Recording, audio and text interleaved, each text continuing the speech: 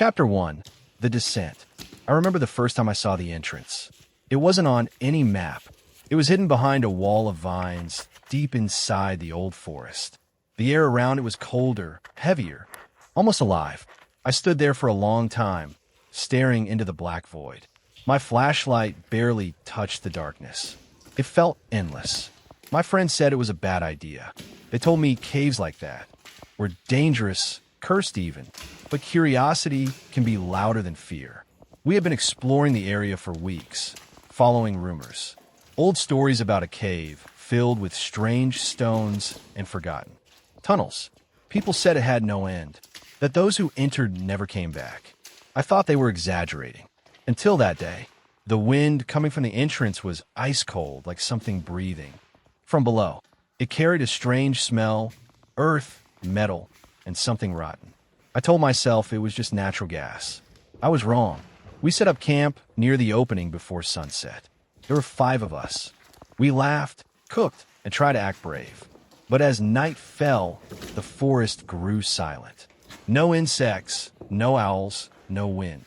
Only the cave breathed. Its low hum echoed through the trees. I tried to ignore it, but the sound crawled under my skin.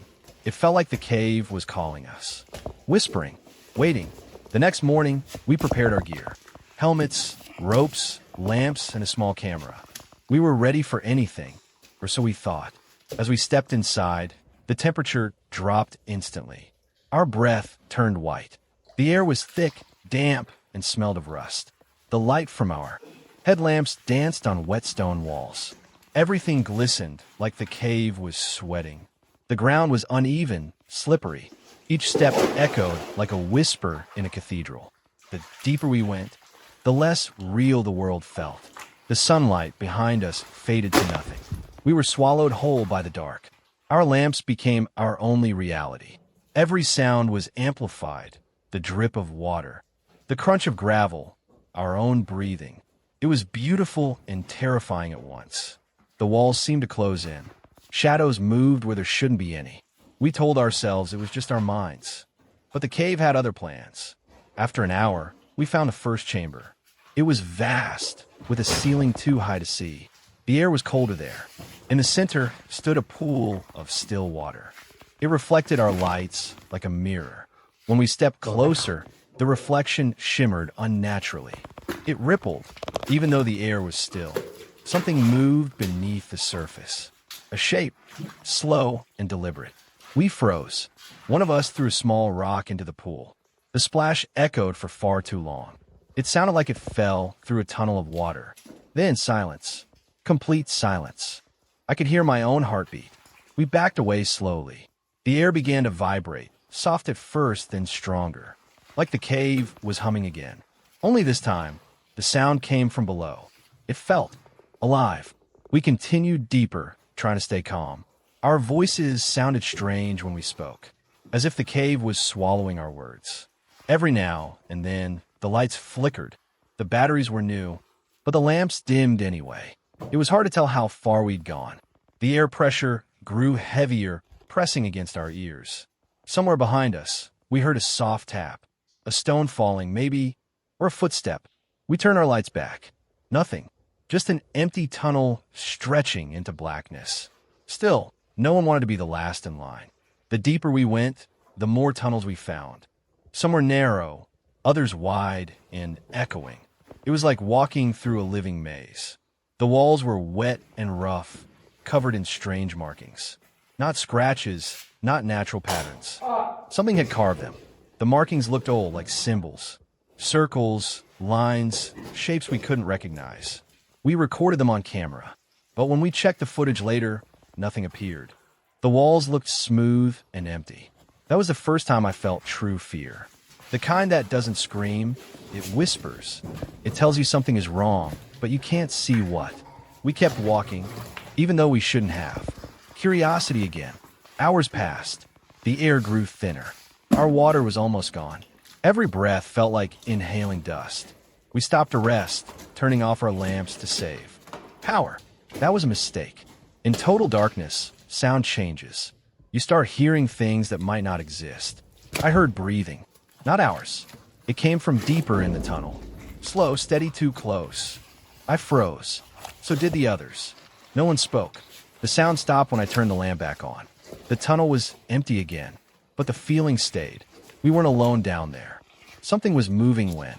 We couldn't see. We decided to go back, but the way behind us looked different. The walls seemed to have shifted. The tunnel curved where it hadn't before. We tried retracing our steps, but every turn led somewhere new. The air was colder now. Our lights flickered again. Panic started to rise. We argued quietly, trying to remember landmarks. There were none, only darkness and stone. Then one of us screamed. The sound bounced off the walls like 100 voices. We ran toward the light. He was gone. His lamp lay on the ground, still on. No blood, no sign of struggle, just gone. The cave swallowed him like it had swallowed sound. We called his name again and again. No answer. The echoes came back wrong, warped, delayed, whispering something else.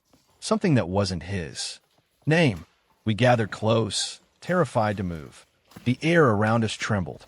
Drops of water fell from the ceiling, slow and rhythmic, like a heartbeat. I felt something brush my arm. Cold, wet, soft. When I turned, no one was there. The others stared at me, wide-eyed. They had felt it too. We were surrounded, but by what we didn't know. The cave was breathing again. We decided to keep moving. Forward, not back. Maybe there was another exit. Maybe the cave led somewhere. Our footsteps echoed endlessly. We spoke less and less. The deeper we went, the more the light struggled. The air shimmered like heat, though it was freezing cold. I thought I heard whispering again. Voices in the walls. They weren't speaking a language I knew. They were humming, chanting softly, like something ancient. It filled the air around us, low and deep, vibrating in our bones. I tried to record it. The microphone only caught static. When I looked up, the walls seemed to pulse, as if the rock itself was breathing. That was when I realized something terrifying. The cave wasn't just alive, it was listening, and it knew we were here.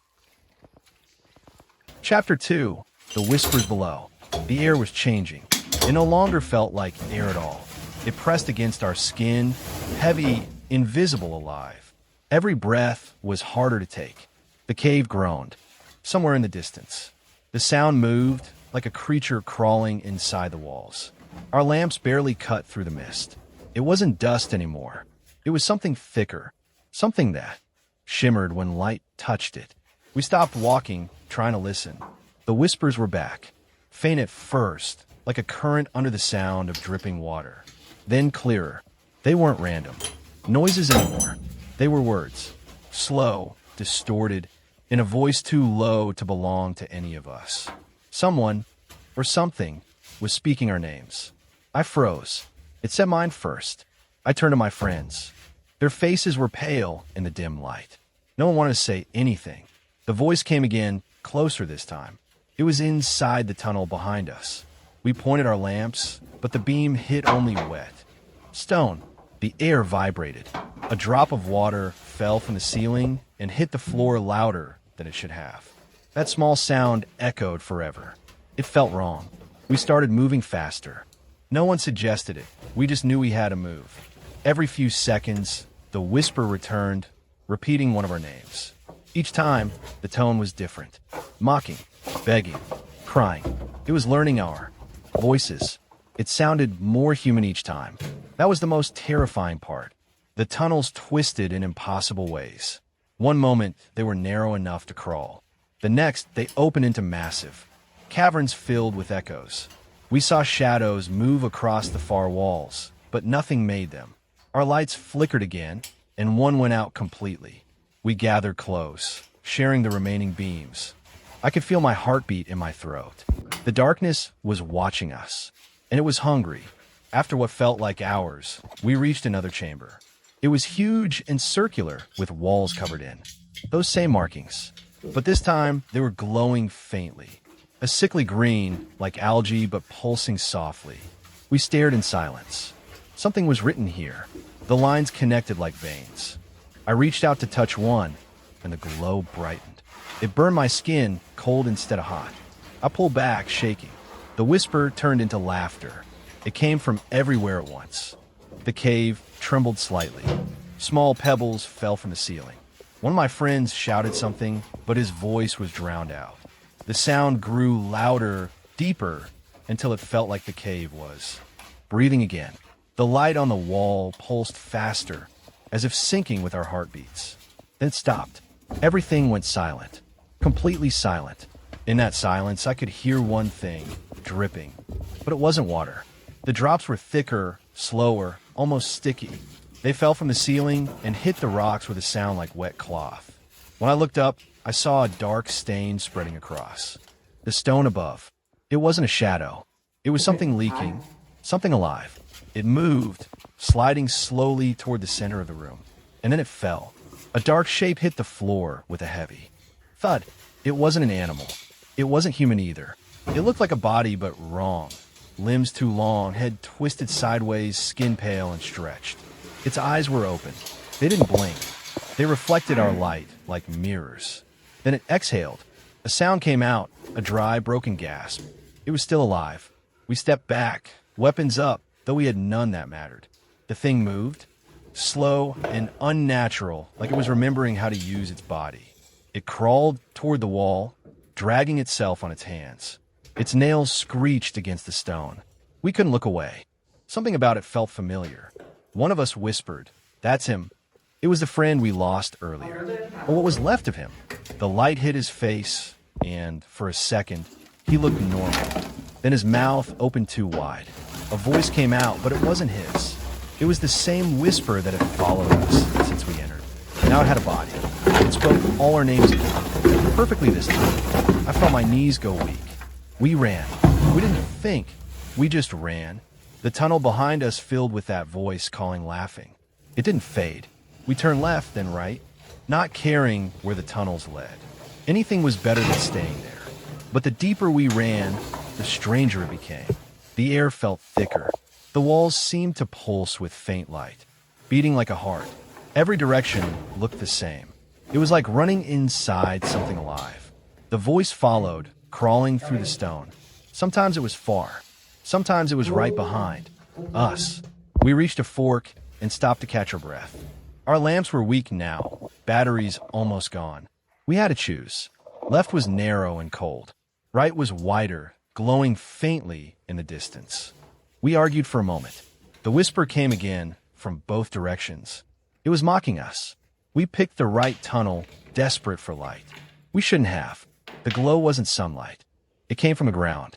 Pools of clear liquid reflected our lamps, shimmering. They looked beautiful like glass. We stepped closer, and the smell hit us metallic rotten. It wasn't water. It was thick, dark, full of tiny moving things. We backed away, covering our noses. But one of us slipped. He fell in. The splash was soft, almost silent. He screamed once, then stopped. We shined our lights, but the pool was still. No body, no bobbies, just ripples spreading slowly, endlessly. I wanted to reach in, to pull him out, but fear held me. Something brushed against the surface. It looked like a hand, but it wasn't his. Too pale, too long. The surface broke again, and a face appeared beneath it. Eyes open, mouth closed, staring straight up. Then it sank. The pool went calm. We stood there, frozen, unable to move. The whisper came back, softer now. It wasn't mocking anymore. It was gentle, calling, inviting. It wanted us to follow. We ran again. No plan, no direction. Only the sound of our boots hitting the stone and our breath echoing back. The tunnels seemed to twist behind us, closing. Sometimes I thought I saw movement in the corners of my light. A hand, a face, something watching. I couldn't tell if it was real anymore. Fear had become part of the cave, part of me. At some point, we stopped. We were too tired to go on. Only 2 lamps still worked. Only 3 of us left. We sat in the dark, listening. The whisper was gone. The cave was silent again. That silence felt worse than the noise, because silence meant it. Was close. Waiting. I turned my light upward. The ceiling above us wasn't stone anymore.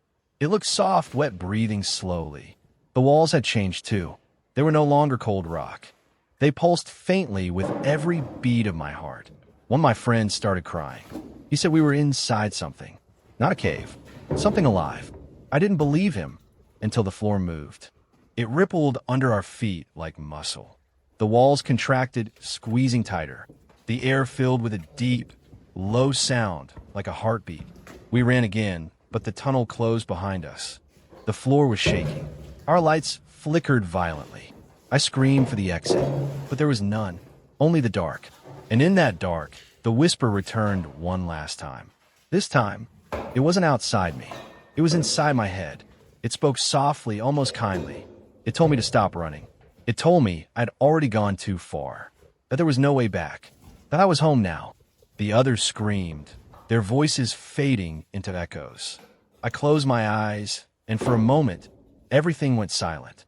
Then the ground opened beneath us. Chapter 3, The Lost Light. When I woke up, everything was quiet. Too quiet. The sound of dripping water was gone. The heartbeat-like rumble of the cave had stopped. For the first time since we entered, there was nothing. No sound. No movement. Just blackness. I couldn't tell if my eyes were open or closed. It didn't matter. There was no light left. My head hurt. The air felt thick, burning in my lungs. I tried to move, but my legs were heavy. Cold stone pressed against my back. The ground was damp, breathing faintly beneath me. Something soft brushed my hand. I pulled it away. Fast. It felt like hair. I whispered a name, but my voice didn't echo. The cave had swallowed sound again. I reached for my lamp. Nothing. The switch clicked, but there was no light. The batteries were dead, or maybe the lamp was broken. I tried again, harder, desperate. Still nothing. The darkness was complete, thick like liquid. I could feel it moving around me. It wasn't empty. It was alive. It was watching. I crawled forward, my hands touching the wet floor. The rock was warm now. Too warm. I could feel faint vibrations through my palms. A pulse, like something deep beneath was still beating. I called out again, louder this time. No one answered. I realized I was alone. Completely alone. I tried to remember what happened. The floor opened. Beneath us, we fell, screaming. Then nothing. How far had we fallen? Was I the only one left? I listened for breathing, any breathing but mine. Nothing. Just the sound of my heart pounding in my ears. Minutes or hours passed. I couldn't tell. Time didn't exist here. The cave was eternal, a world without days or nights. My only goal was to find light. Any light. I searched my backpack with shaking hands. Wet clothes, empty bottles, cold metal. No batteries. No matches. Only darkness. My fingers brushed something strange. A small, smooth object. I lifted it close to my face, even though I couldn't see. It felt like stone, round, polished. Warm. It pulsed faintly in my palm. I held it tighter. The warmth grew stronger, brighter somehow. A faint red glow began to bloom between my fingers. Finally light, but it wasn't normal. The glow spread across my hand, then faded into the skin. It was like the stone had melted into me. I gasped, dropping it, but there was nothing to drop. It was gone. Only my hand glowed faintly, red veins crawling beneath the skin. The light was enough to see the ground, and what I saw made me wish I hadn't. The stone floor wasn't stone anymore. It was flesh, pale, slick, and warm. It stretched far into the dark like skin over bone. The walls pulsed slowly, veins glowing faintly. Every beat matched the rhythm in my hand. I realized it wasn't light I found. It was connection. I was part of it now. The cave was inside me, or I was inside it. The thought made my stomach twist, but I kept crawling forward. Every few meters, I found pieces of our gear. A broken rope, a smashed helmet, a torn backpack strap, but no people, no bodies, just the things we left behind, scattered like offerings. The glow from my hand flickered softly, guiding me. The air grew thicker, heavier, full of a low hum. It wasn't sound, it was vibration. It came from below. I followed it, drawn deeper into the labyrinth. The tunnels curved unnaturally, looping back in impossible ways. Sometimes I thought I was walking in circles, but the hum changed direction each time, leading me further. The walls began to shimmer faintly, like wet mirrors. When I looked close, I saw reflections. Not of me. Faces blurry, moving, whispering without mouths. Their eyes followed me as I passed. I stopped looking. Something brushed my shoulder. I turned fast, but there was nothing there. Only a faint handprint on the wall, fresh, red, wet. It began to slide downward slowly. I stepped back, my foot slipping on something soft. It wasn't rock. It was fabric, one of my friend's jackets. I picked it up. It was still warm. A faint voice whispered from the tunnel ahead. It sounded human, this. Time. Weak, trembling, calling my name. I almost cried when I heard it. I ran toward it, desperate. The glow from my hand grew stronger, lighting the way. The tunnel opened into a massive chamber. There was light here, faint, golden, floating in the air like dust, and someone standing in the center. At first, I thought it was my friend. He looked the same, wearing the same clothes, same lamp. But his eyes, they were empty. No light, no emotion, just deep black holes. He smiled slowly, unnaturally wide. The golden dust around him shimmered like tiny wings. He raised his hand and pointed at me. "Welcome back," he whispered. His voice was wrong. It echoed twice, as if someone else was speaking with him. The air vibrated again. The walls rippled like water. I stepped back, shaking my head. He took a step forward. The floor under him moved, stretching like muscle. His smile grew wider. His skin began to split. Light poured from the cracks. And then he burst. The explosion was silent. No sound, just blinding light. I shielded my eyes, but the light burned through my eyelids. When it faded, he was gone. Only a pile of clothes remained. The air was trembling, hot, and cold at the same time. The hum from below grew louder. Something was coming. I could feel it in my bones. The ground began to move again. I fell to my knees. From the cracks in the floor, light began to leak out. Red and gold, swirling together like smoke. It gathered in the air, forming shapes. Faces again, hundreds of them. They whispered in unison, a soft chant that made my head spin. I couldn't understand the words, but I felt their meaning. It was hunger. They weren't calling for help. They were calling for me. I stumbled back, clutching my glowing hand. The light inside it pulsed faster. It responded to them. I screamed for it to stop, but it grew stronger. The red veins crawled up my arm. The walls shook. The chant grew louder. I ran, slipping on the wet flesh under my boots. The tunnel behind me collapsed in slow motion.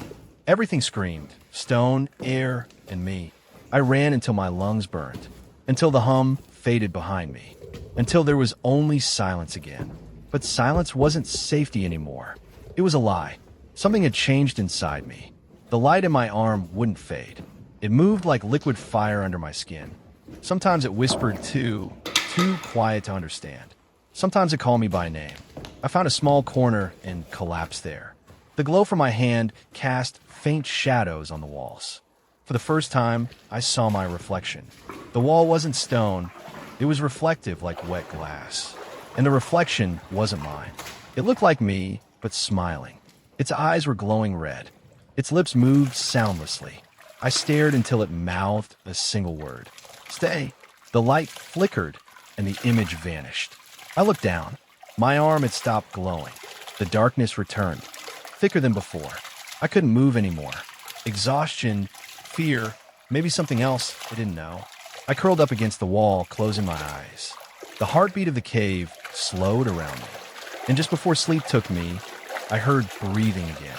But this time, it was right next to my ear. Chapter 4, The Heart of the Cave. I don't know how long I slept. When I opened my eyes, the darkness felt heavier. It pressed down like a weight. The air was hot now, thick and humming again. The sound came from deep below me. It was slow, rhythmic like breathing. The cave was alive again, and it was calling. My arms started glowing faintly, pulsing with red light. It wanted me to move. The light didn't hurt anymore. It guided me like a heartbeat leading me forward. I didn't fight it this time. I followed. The tunnels were narrower here. The walls trembled when I brushed against them. Sometimes I felt them move away, as if they were letting me pass. The cave was leading me somewhere. I don't know how long I walked. The air grew warmer, the humming louder. The glow ahead was different now. Orange, alive, flickering. It wasn't from my arm. It came from below. I stepped into a vast chamber, the largest I had ever seen. The ceiling disappeared into darkness. In the center, there was a pit, a deep, circular wound in the ground. Light poured from it, slow and liquid. The sound was deafening now, a slow, steady beat echoing through my bones. Each pulse shook the ground. Beneath me, I walked to the edge and looked down. It was not water. It was not stone. It was something breathing, massive, endless. A heart. The heart of the cave. Each beat made the walls quiver. The air was hot and heavy, tasting of metal and earth. I could feel it pulling me closer. Whispers filled the chamber again. They came from every direction. Soft, endless, hypnotic. They weren't angry anymore. They sounded calm, almost welcoming. I felt something inside me answer back. The red light in my arm pulsed faster. The whispers grew louder. Then I saw faces forming in. The walls. Dozens of them, shifting under the surface. Some were human. Some were not. Their eyes opened and watched me. They smiled faintly, like they knew me. Their mouths moved, whispering. Together. It was one word, repeated endlessly. Stay. Over and over again. The ground trembled. The pit expanded slightly. I felt the pull grow stronger. The heartbeat beneath me matched mine. Perfectly. I couldn't tell which was real anymore. The air shimmered, turning red. The light from my arm stretched across my chest. It was spreading. The whispers became one voice now. Deep, ancient, impossible. It said my name. Not out loud, inside me. It said it gently, almost lovingly. Then it showed me something. A memory. The entrance. The forest. The light outside. The laughter of my friends before we came in. And then, silence again. The images faded. The voice spoke once more. You are part of us now. I felt warmth flood my body. The pain vanished. The fear disappeared. All that remained was calm. I stepped closer to the pit. The glow rose higher, touching my feet. It felt like home. I looked up one last time. There was no ceiling anymore. Only red light and shadows floating like smoke. I thought I saw shapes moving above. Faces, arms, eyes, all connected. They reached down toward me. And I didn't run. I let them touch me. They felt cold and warm at the same time. The whisper became a heartbeat again, and the light swallowed me whole. For a moment, there was nothing. Then I opened my eyes. I was standing at the entrance of the cave. The morning sun blinded me. The forest was quiet. The air was fresh and cold. I looked down at my hands. They were clean. No blood. No blood. But the ground beneath my feet pulsed once, softly, like a sigh. I heard the whisper again, faint and distant. It said my name one last time. Then silence. The forest wind blew gently through the trees. Everything looked normal, but I knew the truth. The cave was still breathing. It always will. And sometimes when I close my eyes, I can still feel its heartbeat inside my chest.